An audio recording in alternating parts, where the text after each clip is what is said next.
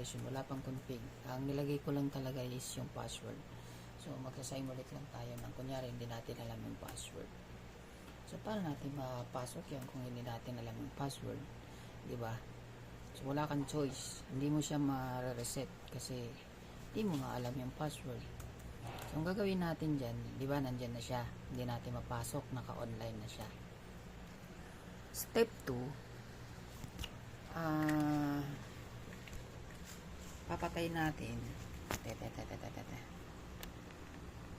papatay natin yung router. So i-off ko to. Pag na-off ko yan, tanggalin mo yung ano, yung flash memory. Ito, tanggalin mo to. Pindutin mo yan dito. Habang naka-off pa yan. Di ba, naka-off? So ayun, nakalagay sa 0. Nakalagay sa 0. So tanggalin natin tong memory. Tinanggal mo yung memory. Tada, di ba lumabas na siya? Oh, nandiyan na, nakalabas na, di ba? Ang gagawin natin, buksan uli natin si router.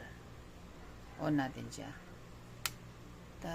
So yun, nag-on na siya. Okay. So balikan natin sa taas. Balik na. Yan. Ayan na.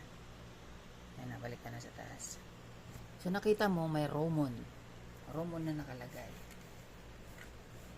Sa Romon, ilalagay mo dyan yung config, tapos CONFRE, then 0x, then 2142, then enter mo yan. So pag in-enter mo, may mababasa ka dyan na you must reset or power cycle for new config to take effect. So pag nandyan, ibabalik natin ngayon yung memory card. Memory, tandaan mo memory. Ibabalik natin yan.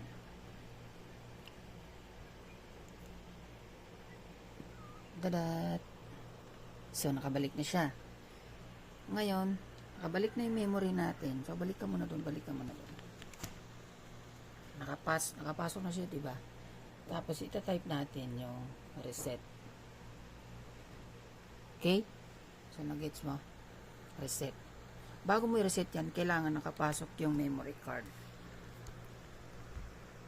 Ayun, kailangan nakapasok to. Bago mo i-enter yung reset. Okay? Suppose i-enter na natin yan. So yun, magbo-boot na siya. Okay, so antayin natin na kung nawala yung password na nilagay natin. Okay, simple lang, di ba? Kaysa doon ka pa doon sa sending break. Sinubukan ko na yun eh.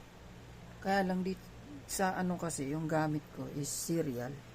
Sa serial kasi, minsan sa Teraterm at saka sa PATI, siya, parang wala yata siyang application or hindi siya supported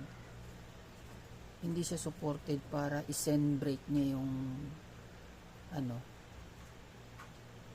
kaya hindi mo talaga siya, wala ka talagang choice kung paano mo mapasok.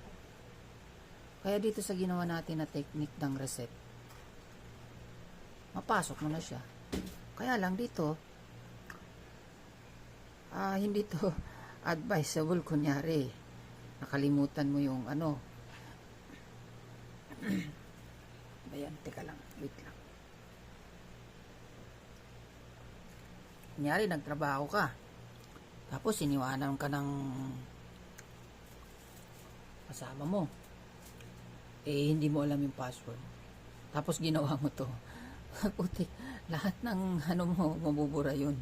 Hindi to, ginagawa lang to, kunyari sa mga hindi mo na kailangan yung loob, parang ganon, parang set pa talaga. ayun, ginagawa to. Pero kung operational siya, tapos ginawa mo to, ay putik yari. Deadbolt ka, boy. Hindi to advisable para gawing ganun. Ano to, burado talaga to, boy. Reset nga eh. 'Di ba? So, ganun yun. Hindi porket, ano to, reset. Uy, napasok ko na yung reset. Sabi ni Pinoy Top CCNA, okay na raw. Yari. Burado lahat.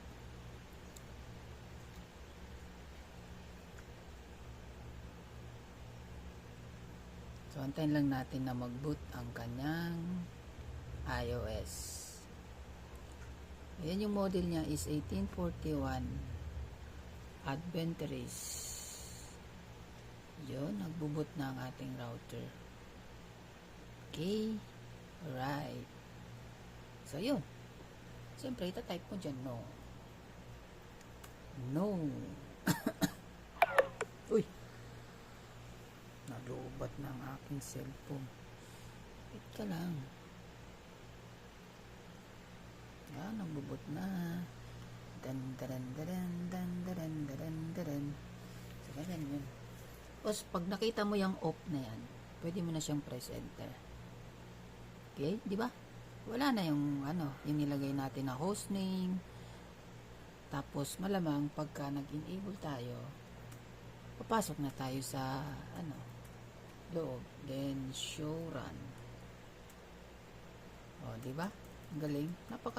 Napaka-simple lang, napaka-basic lang kung paano mo mapasok ang router ng kahit 10 password pa yan.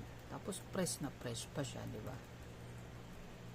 So, ganun lang kadali kung paano mag hard reset or factory reset sa ating 1841 series na router.